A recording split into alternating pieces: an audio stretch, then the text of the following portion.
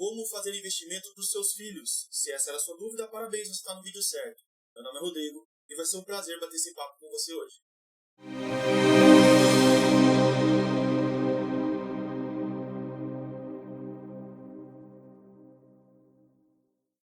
Toda vez que eu falo de investimento para criança, eu tenho pelo menos 3 possibilidades que eu posso utilizar.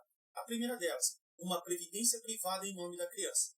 A segunda possibilidade seria eu abrir uma conta, ou numa corretora, ou num banco, e fazer investimentos em alguns ativos diretamente no nome dessa criança. Isso é possível e eu vou te mostrar como nesse vídeo.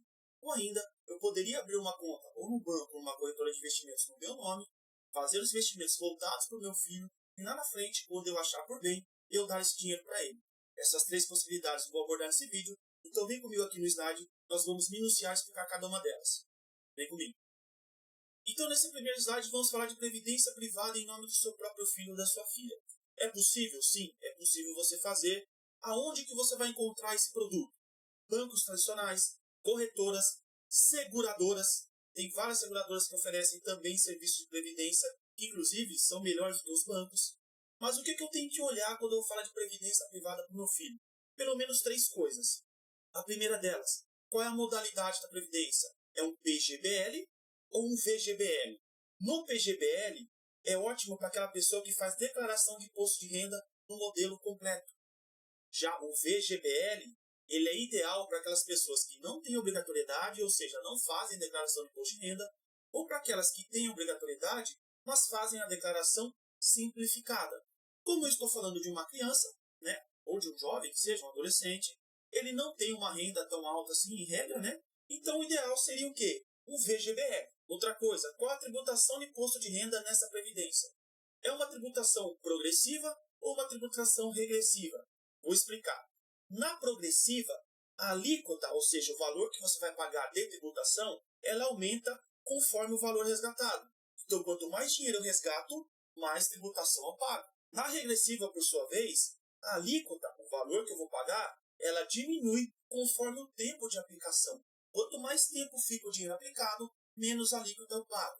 Vamos lá falar das alíquotas. Na progressiva, a alíquota vai de 7,5% a 27,5%, ou seja, se eu deixei o valor lá um pouco considerável, um valorzinho mais alto, eu vou pagar 27,5%, enquanto que na regressiva, a alíquota cai de 35% para 10%. Então, se eu deixei lá, por exemplo, o meu dinheiro por 10 anos, a partir de 10 anos, o que eu vou pagar é apenas 10% de imposto de renda do valor aplicado. Então, o ideal é o quê? A tabela regressiva.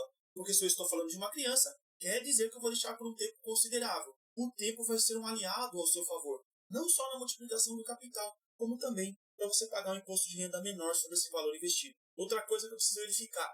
O dinheiro que eu estou colocando nessa previdência, a instituição que eu escolhi, ou o banco, ou a corretora, ou a seguradora, ela utiliza esse dinheiro para investir no quê? Porque quando eu falo de uma previdência, nada mais estou falando do que uma espécie de fundo de investimento. Então, esse dinheiro, esse banco está colocando em quais espécies de ativo? Em ativos, por exemplo, como ações, criptomoedas, o que seria uma previdência de um perfil mais arrojado, ou em ativos, por exemplo, como títulos do governo, como Tesouro Direto, Tesouro IPCA, ou CDBs de outros bancos, ou seja, renda fixa. Então, verificar o tipo de perfil previdenciário, ou seja, para onde está sendo investido esse dinheiro da previdência, aonde a instituição está colocando esse dinheiro, também é interessante para que você faça as melhores escolhas. Além disso, o que eu preciso verificar também? Quando eu falo de previdência privada, tem várias modalidades de remuneração que essa previdência pode trazer. Por exemplo, tem previdências que, quando termina o período pelo qual eu contratei a previdência, eu resgato o valor total. Tem previdências onde, quando termina esse período, eu começo a receber uma renda por um determinado período. Ou ainda previdências que, quando termina o período contratado, eu recebo uma renda vitalícia. Então é preciso que você saiba escolher, com base nessas regras que eu falei, qual seria a melhor previdência de acordo com os seus objetivos com o seu filho. Passando aqui para o próximo slide, eu vou falar de abrir uma conta de investimento em nome do seu próprio filho, ou num banco ou numa corretora. E isso é possível caso você não saiba. Primeira coisa, você vai ter que enviar os documentos para a instituição financeira. Em regra, na maioria das instituições, você não consegue abrir a conta diretamente como se fosse uma conta de uma pessoa maior de idade. Entra no aplicativo na internet e consegue abrir a conta no banco.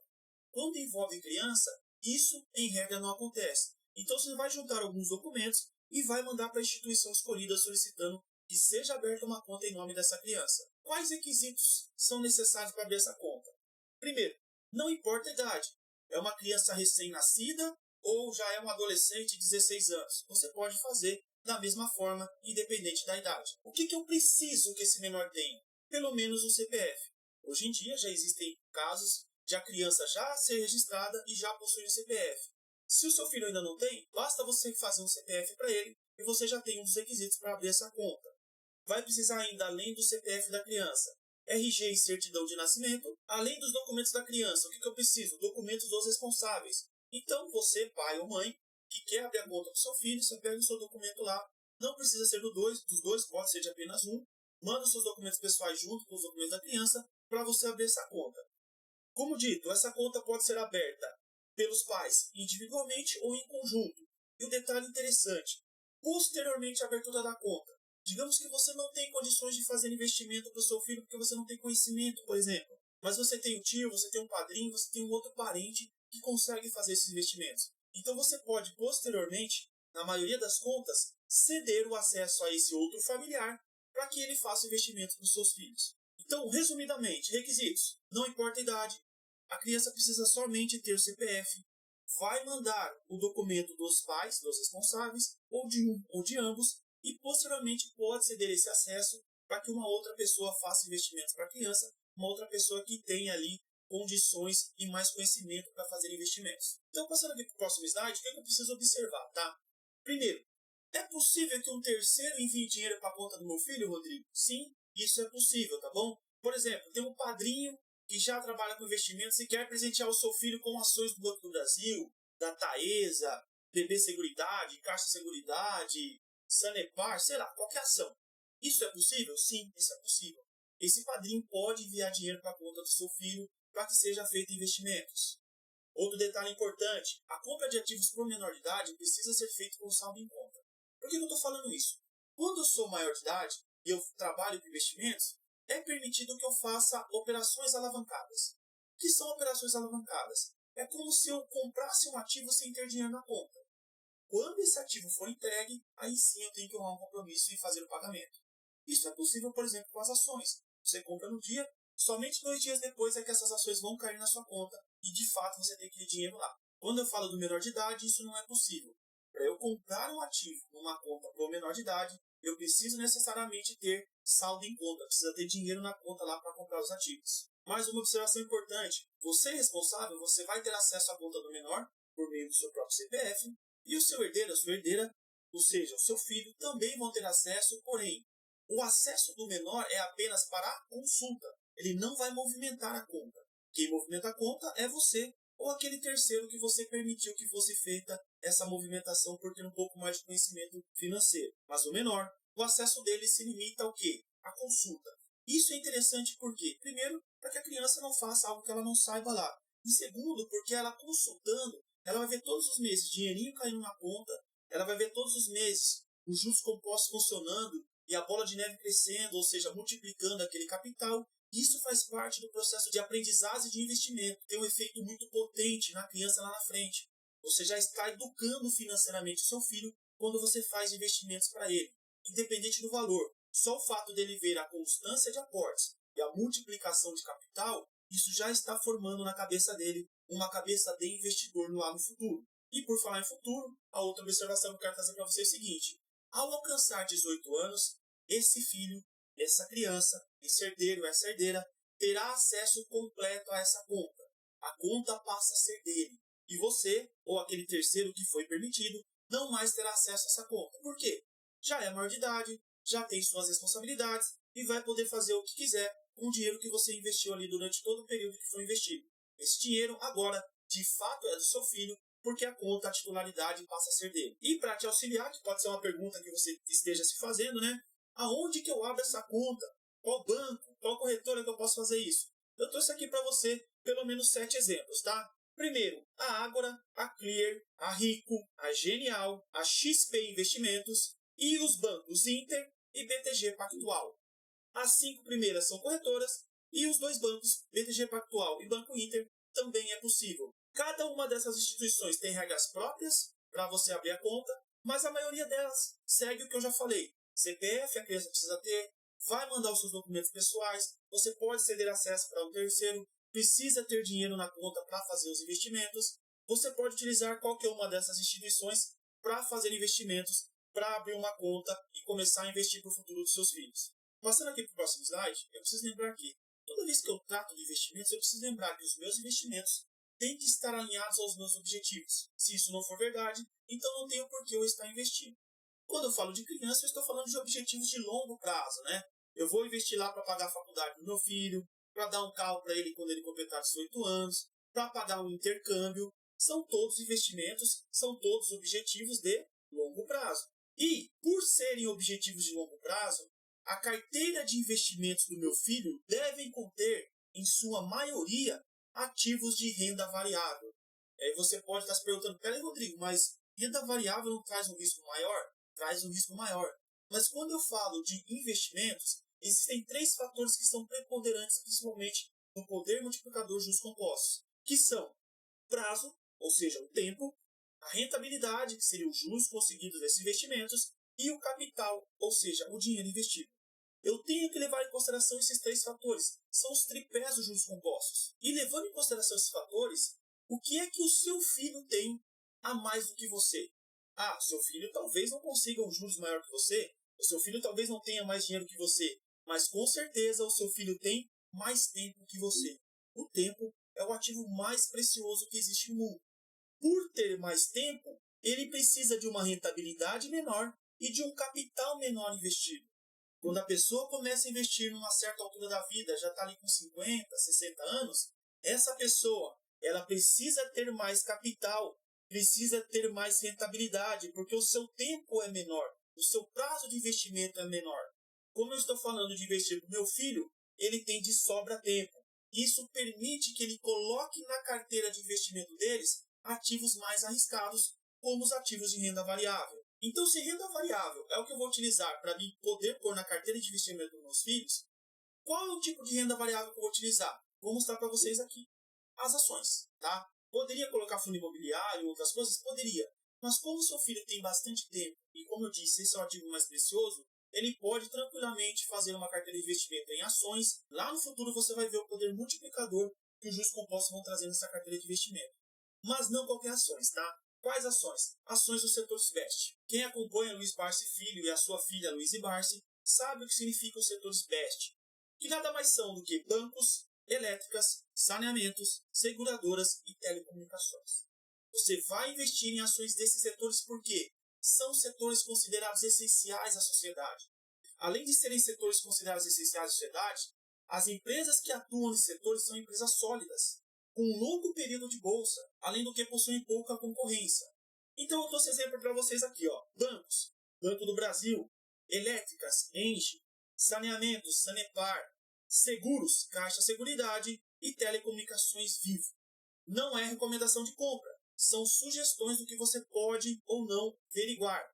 Fala de banco, você pode pegar Itaú, Elétrica, Taesa, saneamento, tem outras, seguro, tem outras, por exemplo, a gente pode falar que BB Seguridade, seguro, telecomunicações, eu tenho outras empresas também. O que eu trouxe aqui são exemplos que você pode utilizar, mas não saia dos setores best.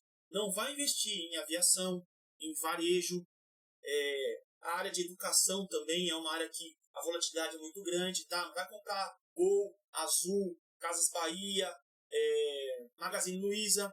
Procure ações de setores mais perenes, setores mais consolidados. Passando aqui para o próximo slide, além de ações, eu tenho que ter também um pouquinho de renda fixa nessa carteira. E qual renda fixa que eu aconselho? Tesouro Direto. Mas não qualquer Tesouro Direto, tá? Tesouro Direto IPCA.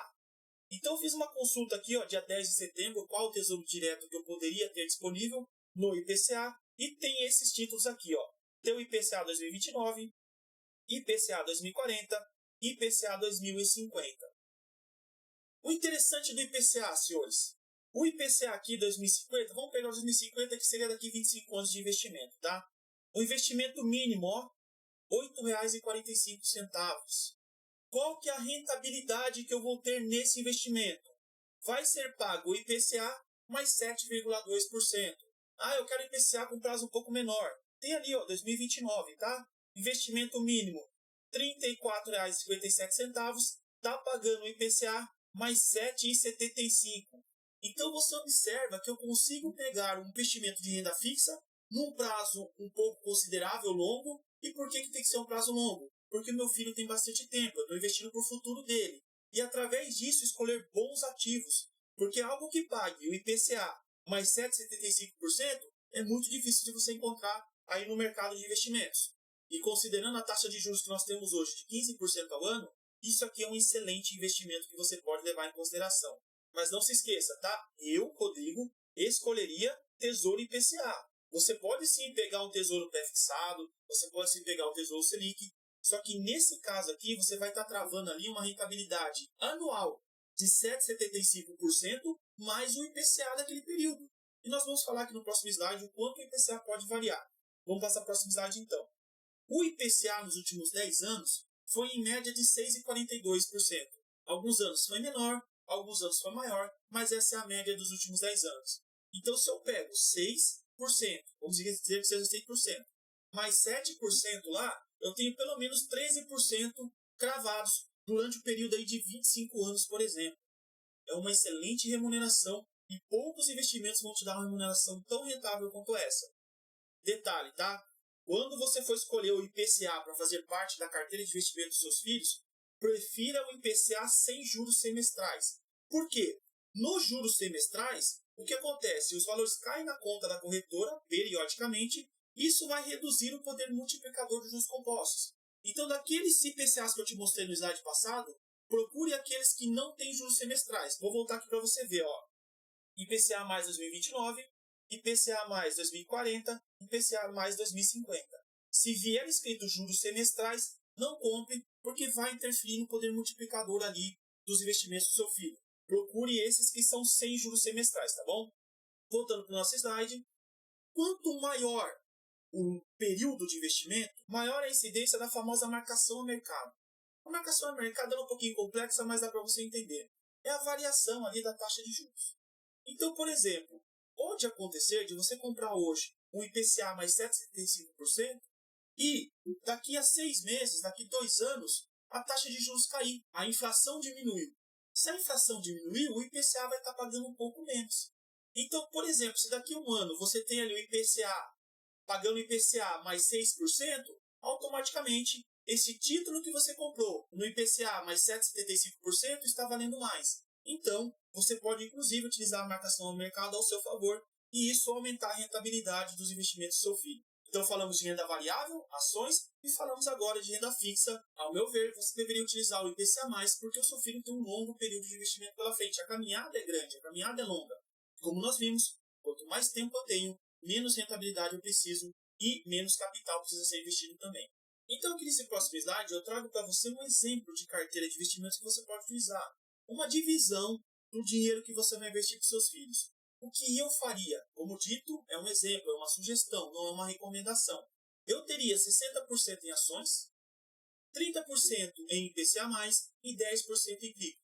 Rodrigo, você não falou de criptomoeda durante o vídeo. Não falei porque não precisa. Porque aqui eu já vou dizer para você qual criptomoeda. É Bitcoin. Nesse momento que eu gravo o vídeo, setembro de 2025, eu considero o Bitcoin o melhor investimento em criptomoeda que existe. É uma moeda inflacionária, é a mais conhecida, é a que tem sido utilizada pelos governos como reserva de valor, então é o que eu sugiro para você. 10% em Bitcoin, 30% em IPCA+, e você escolhe qual daqueles IPCAs, não pega lá tal de juros semestrais, pega os sem juros semestrais, e ações, lembrando que não são qualquer ações, ações do setor SBEST, bancos, elétricas, saneamento, seguradoras e telecomunicações. No próximo slide aqui, eu fiz uma simulação de rentabilidade dos investimentos. Levando em consideração os juros de 12% ao ano, digamos que você consegue uma rentabilidade de 12% ao ano nos seus investimentos. Se você investir R$100 por mês, após 10 anos, você vai ter acumulado R$22.503. Após 15 anos, R$47.693. E após 20 anos, R$92.085. É um excelente capital que seu filho pode utilizar depois para o que ele quiser, conforme as suas orientações, é claro. Mas digamos que eu não faça isso. Digamos que eu consiga investir R$300 por mês para o meu filho. que seria uma bela de uma mesada, correto? Após 10 anos, presta atenção, senhores. Lembra dos pilares que eu falei lá? Tempo, capital e rentabilidade. Quanto mais eu tenho tempo, menos eu preciso de capital e rentabilidade. Quanto mais capital eu tenho, então aqui eu estou investindo a 3 vezes mais. Menos tempo eu preciso. Mas se eu mantenho o mesmo tempo, os juros compostos vão fazer a mágica. Que mágica é essa? Olha, R$300 investido após 10 anos. Vai dar lá na frente R$ 67.510. Após 15 anos, R$ 143.079. E após 20 anos, R$ 276.257. Eu coloquei do lado aqui de todos os exemplos, olha, seriam 72.300 de fato investidos, dos R$300 que você colocou, e mais de 200 mil somente de juros, somente de rentabilidade dos investimentos. Então, observem aqui, aqueles 3 elementos têm que ser levados em consideração. Não só o quanto você aporta, mas o tempo e qual é o juros que você consegue. E nesses exemplos, todos estão tendo aqui os juros de 12% ao ano. Porém, no segundo exemplo, o capital aportado foi maior. Automaticamente, o poder multiplicador dos juros compostos também será maior. Então, aqui são apenas simulações, tá? Se você fez investimento de R$100, está excelente. Rodrigo, não consigo fazer de 100, consigo fazer de 50. Está ótimo. Você viu ali que no Tesouro IPCA você consegue investir ali a partir de R$10. Isso é possível. As ações têm ações extremamente baratas. Ações que você compra aí com menos de R$100, menos de R$50. Tem ações de R$10. Com pouco capital você já consegue sim fazer investimentos e montar a carteira em nome do seu filho. E a terceira opção que eu tenho de investimentos para criança é eu fazer investimentos em meu próprio nome. Eu abro a conta numa corretora ou no banco no meu próprio nome e lá na frente eu pego esse dinheiro e dou para o meu filho. Isso é possível também, é lógico. Só que, qual que é a dica que eu deixo para vocês aqui? Primeiro, que você faça numa corretora ou no banco diferente daquele que você utiliza usualmente. Por que isso? Porque você não misture o dinheiro que é do seu filho com o dinheiro que é seu. Fazendo isso, quais são os ativos que eu vou pôr nessa carteira? É as mesmas recomendações dos ativos que eu trouxe, como se você estivesse investindo diretamente para o seu filho.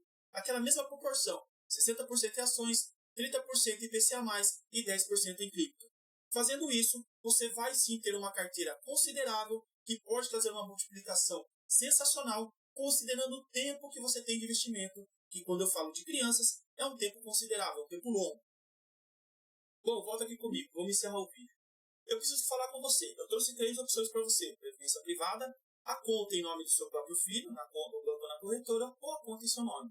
Você pode utilizar qualquer uma dessas opções e, através disso, fazer investimento para os seus filhos. Vamos falar de prós e contras de cada uma delas. Primeiro, a previdência privada. É interessante? Depende, tá? Em regra, tá? Não estou falando que são todas, mas a maioria tem taxas ruins e rentabilidades ruins. Rentabilidades que não chegam a ganhar, por exemplo, de renda fixa. Então, eu não aconselharia você a utilizar a previdência privada. Mas se você me disser assim, Rodrigo, eu não tenho conhecimento financeiro, não sei fazer investimentos, não sei escolher bons ativos, não consigo uma boa rentabilidade, então sim, a previdência privada em nome do seu filho vai ser uma excelente opção para você. Por quê? Ainda que tenha taxas e não tenha uma rentabilidade tão boa, você vai estar fazendo assim um capital, você vai estar juntando um montante de dinheiro para ajudar o seu filho lá na frente. Então, para você que não tem conhecimento, não consegue fazer sozinho, a previdência privada é uma excelente opção. Para você que já tem um pouco mais de conhecimento, você pode utilizar as outras 2 opções que eu disse. Digamos que você vai abrir conta em nome do seu filho. Qual que é a vantagem disso? A vantagem é que o seu filho vai poder acompanhar a evolução dessa conta. Como eu disse, você pode fornecer para ele o acesso para que ele consulte, mas não para que ele negocie de fato. Isso traz um cunho educacional gigantesco, que vai estar formando o caráter dele com relação ao dinheiro. Só que tem uma desvantagem também. Qual a desvantagem? Quando o seu filho completar 18 anos, todo esse dinheiro que você investiu durante os 18 anos vai estar na mão dele. Ele pode fazer o que ele quiser. Se ele quiser comprar um carro, ele compra. Se ele quiser doar para um partido político, ele doa. Se ele quiser doar para uma instituição de caridade. Se ele quiser gastar o dinheiro viajando para Dubai durante uma semana, ele viaja. Ou seja, o dinheiro é dele. Ele completou 18 anos. Então, isso é o calcanhar de Aquiles quando eu faço investimentos em nome do meu próprio filho em corretora. Porque eu seria hipócrita se eu dissesse que todas as pessoas são pessoas boas e sabem o que fazer com o dinheiro. Geralmente, a pessoa com 18 anos não tem a maturidade necessária para lidar com o dinheiro. Você com certeza deve conhecer famílias onde a pessoa com 18 anos não tem a mínima condição de trabalhar com dinheiro. Então, como que você vai dar 18 anos de investimento na mão de uma pessoa que não tem essa maturidade? Então, essa é uma desvantagem que muitas pessoas levam em consideração. Por isso, o meu conselho, faça investimentos no seu nome. Faz ali uma conta numa corretora separadinha, faz investimento todos os meses para o seu filho lá, e quando ele completar 18 anos, você vê se é o momento de dar o dinheiro para ele. Talvez você observe que ele não tem a maturidade necessária, não tem os princípios, não tem o comportamento necessário para trabalhar com dinheiro. Então você não vai dar o dinheiro nesse momento, vai procurar melhorar assim os princípios e os valores relacionados a dinheiro com ele, e se ele não melhorar e não merecer, você não tem que dar esse dinheiro para ele. Agora, se você abrir a conta no nome dele, com 18 anos ele já faz o que ele quiser com o dinheiro. Então você precisa levar em consideração esses fatores, que são muito importantes. A desvantagem de você abrir a conta no seu nome é que quando você for dar o dinheiro para ele lá na frente, pode ser que quando você fizer a doação, você tenha que pagar alguma taxa para o governo. Além do que, se está no seu nome, se acontecer alguma coisa com você, isso vai entrar no inventário. Mas são riscos que eu considero que são melhores de você correr, porque estão dentro do seu controle, do que você deixar o dinheiro ali na mão de uma pessoa de 18 anos, que às vezes não tem maturidade para isso. Feitas essas observações, eu quero mais uma vez te agradecer por acompanhar nosso vídeo.